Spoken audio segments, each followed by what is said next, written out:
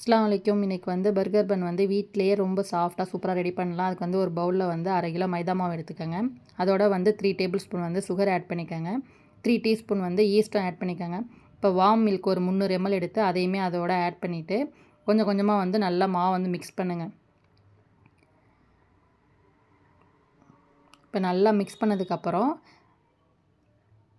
கொஞ்சம் இந்த ஸ்டேஜில் ஒரு 5 நிமிஷம் நல்லா மிக்ஸ் பண்ணால் இந்த ஸ்டேஜில் வந்து நீங்கள் ஒரு டீஸ்பூன் வந்து சால்ட்டும் 1/4 கப்பில் வந்து ஆயில் ஆட் பண்ணிக்கோங்க. அப்படி இல்லாட்டி நீங்கள் பட்டர் கூட ஆட் பண்ணிக்கலாம். இப்போ அதையுமே ஆட் பண்ணிவிட்டு நல்லா வந்து மிக்ஸ் பண்ணுங்கள்.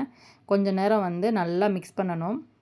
இப்போ ஆயில் சால்ட்டு எல்லாமே மிக்ஸ் ஆனதுக்கப்புறம் இப்போ வந்து கீழே நல்லா கிச்சனோட கவுண்டர் டாப்பில் நல்லா க்ளீன் பண்ணிவிட்டு இந்த மாதிரி வந்து மாவு வந்து நல்லா இழுத்து ஒரு 15 மினிட்ஸ் தான் நல்லா வந்து பிசைஞ்சு நம்மளுக்கு நல்லா சாஃப்டான டோ வந்து ரெடி ஆயிரும். இது வந்து இப்போ வந்து ஒரு பவுலில் போட்டு ஒரு கிளாத் போட்டு நல்லா கவர் பண்ணி வச்சுருங்க. ஒரு 40 மினிட்ஸ் ஒரு 1 ஹவராவது ஆகும். நான் வந்து க்ளீனிங் கிராப் போட்டு இந்த மாதிரி நல்லா பபிள் ஏர் போகாமல் நல்லா மூடி வச்சுட்டேன். இது எப்படி பாதியாக பொங்கி வருதுங்கிறத உங்களுக்கு பாருங்கள். ஒரு 40 மினிட்ஸ் எனக்கு வந்து 45 மினிட்ஸ் எடுத்துக்கிச்சு.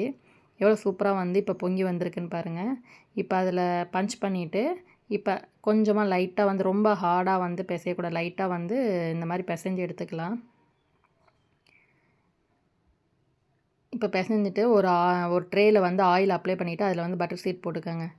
பட்டர் ஷீட் போட்டுட்டு இப்போ வந்து டோ வந்து நம்மளுக்கு வந்து எந்த நீங்கள் சைஸில் மாவு எடுக்கிறீங்களோ ஒரே ஈவனாகவே வந்து மாவு எடுத்துக்காங்க. எடுத்துகிட்டு இந்த மாதிரி வந்து ஏர் பபுள்ஸ்லாம் இல்லாமல் நல்லா பஞ்ச் பண்ணிவிட்டு இந்த மாதிரி நல்லா வந்து உருட்டி எடுத்துக்கோங்க. அப்போ தான் வந்து நம்மளுக்கு ஒரே ஷேப்பாக ஈவனாக வரும். அப்படி இல்லாட்டி நீங்கள் வெயிட் மிஷினில் வந்து ஒரு 50 கிராம் 60 கிராம் எடுக்கிறீங்கன்னா அதே ஷேப்பில் வந்து நீங்கள் எத்தனை பன் ரெடி பண்ணுறீங்களோ அதே மாதிரி எடுத்துக்கோங்க. இப்போ என்கிட்ட வந்து பர்கர் பன் வளையம் வந்துச்சு. ஏன்னா அந்த வளையம் வைக்கிறதுனால நமக்கு வந்து ரொம்ப வந்து ஷேப் வந்து மாறாமல் ஒரே ஷேப்லேயே வரும்.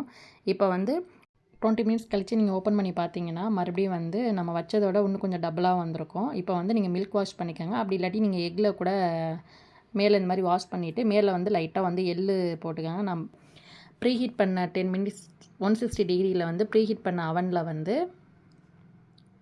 நான் வந்து பன்னை வந்து நான் 20 மினிட்ஸ் வந்து பேக் பண்ணி எடுத்துக்கிட்டேன்.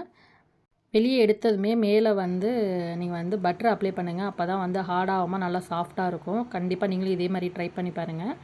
வளையம் வச்ச பன்னை மட்டும் பாருங்கள், நல்லா ஷேப்பாக சூப்பராக வந்திருக்கும்.